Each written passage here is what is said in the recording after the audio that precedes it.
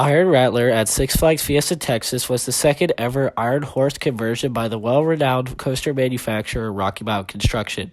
The ride opened back in 2013 and stands at a height of 170 feet and reaches speeds of 70 miles per hour.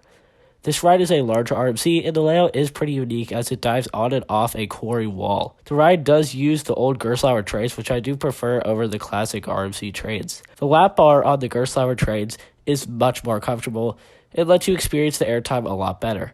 This coaster replaced the old Rattler roller coaster built by RCCA, or Roller Coaster Corporation of America.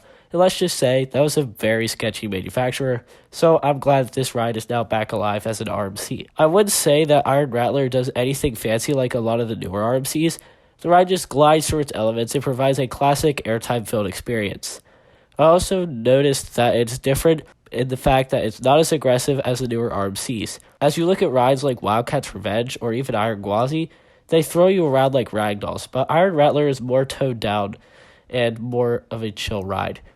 And I appreciate that. This is definitely a lot more re-rideable than a lot of other RMCs, and I think part of the reason is because of the aggressiveness and whip, and that they are toned down on this ride. It was very weird riding this RMC for the first time because of the fact that we were gliding through a zero-G roll. The pacing was a bit weird, and there was floater airtime. This just shows how much better RMC has gotten with their rides.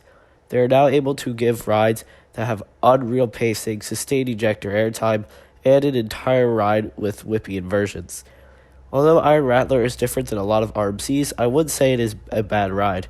Not at all. This is still one of my all-time favorite coasters, and it has some elite moments.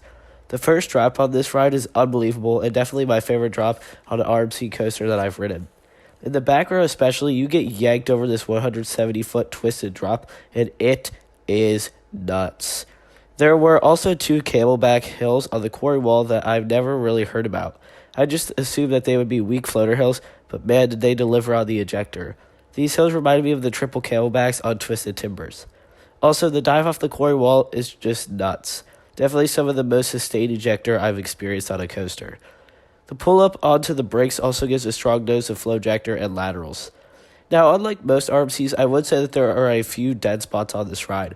On the first quarry wall encounter, the step-up gives good floater, but it seems mediocre to the insane drop that you just went down.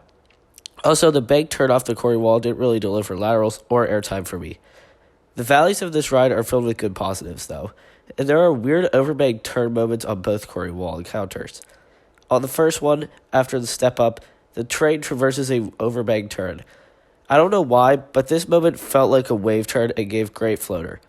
During the second time on the wall, after the first camelback, you experience 2 overbank turns going in opposite directions, and I have to say, this is one weird moment that gives a fun moment of laterals.